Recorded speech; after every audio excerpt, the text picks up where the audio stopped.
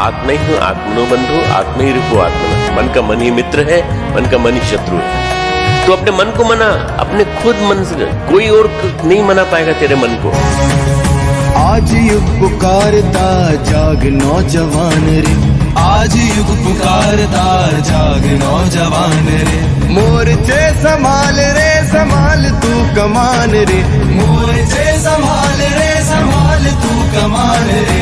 आज युग पुकारता जाग नौजवान रे। अपने अंदर की शक्ति को जानो, तुम्हारे अंदर क्या है। अपने अंदर की शक्ति को जानो, तुम्हारे अंदर अनंत शक्ति भरी पड़ी है, अनंत शक्ति।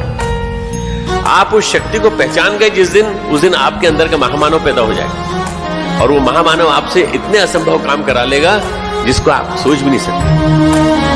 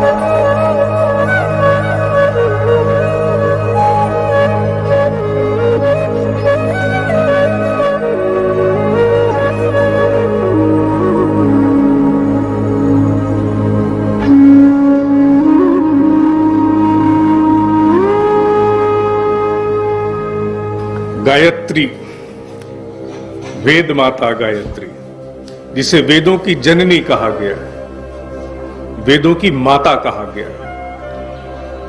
गायत्री के विषय में जितना भी ज्ञान मुझ तक पहुंचा है, उसका 100% श्रेय मेरे आध्यात्मिक गुरु को जाता है। कहा जाए तो मैं एक प्रकार से उसी ऋषि की उत्पत्ति हूं। यह बहुत विराट विषय है, इसका मात्र एक छोटा सा पक्ष हम ले रहे हैं। और वो छोटा सा पक्ष जुड़ता है युवाओं को प्रेरित करने के लिए, जिससे वो अपनी सीट ऑफ अंडरस्टैंडिंग को, अपनी समझ की रूपी इस आसन को विकसित कर सकें, विवेक के साथ जोड़ सकें।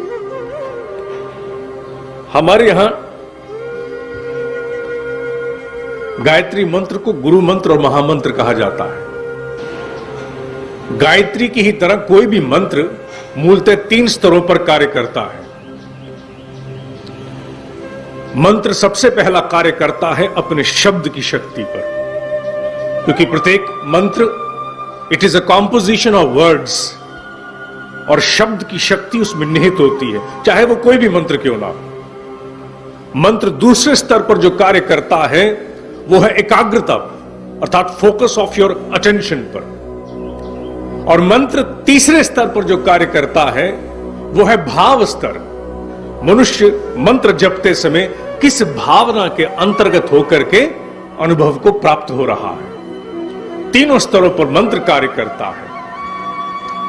भावना से हम आरंभ करते हैं। भावना के स्तर पर गायत्री महामंत्र अपने भीतर एक भाव समेटे हुए है, जिसके अंतर्गत वो ईश्वर से याचना करता है कि मेरी सीमित सी बुद्धि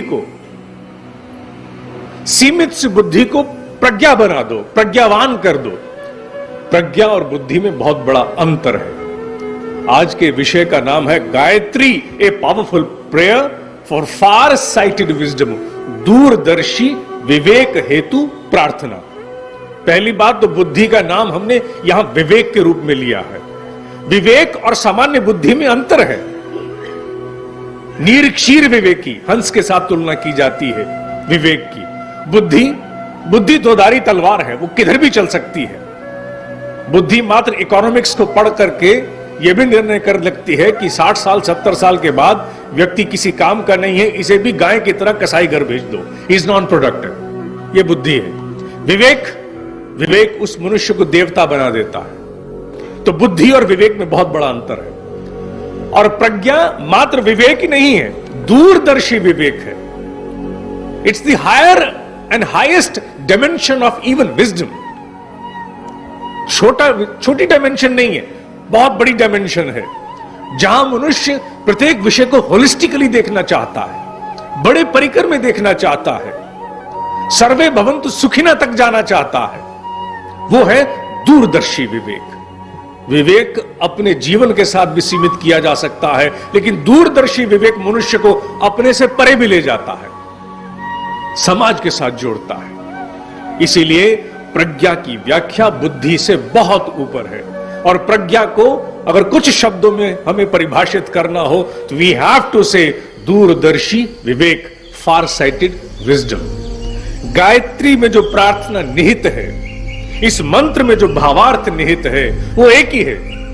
वो ईश्वर से याचना है कि मेरी बुद्धि को please transform the seat of understanding I bear into the far sighted wisdom.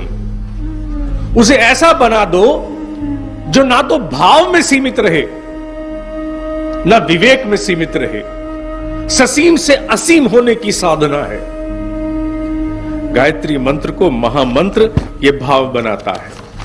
किसी भी अन्य मंत्र के अंतर्गत जो याचना या प्रार्थना की जाती है, उसमें हम ईश्वर से विशिष्ट गुण मांगते हैं, विशिष्ट पदार्थ की याचना करते हैं, विशिष्ट कष्ट का उन्मूलन करने की याचना करते हैं। यहां नहीं, यहां हम ईश्वर से अपने भीतर के मानस को आद्योपांत परिवर्तित करने की याचना करते हैं। We invite the divinity to prevail into us. We don't ask for anything short of he himself. हम ईश्वर से उससे कम में बात मानने को तैयार नहीं है। यह गायत्री का भाव है।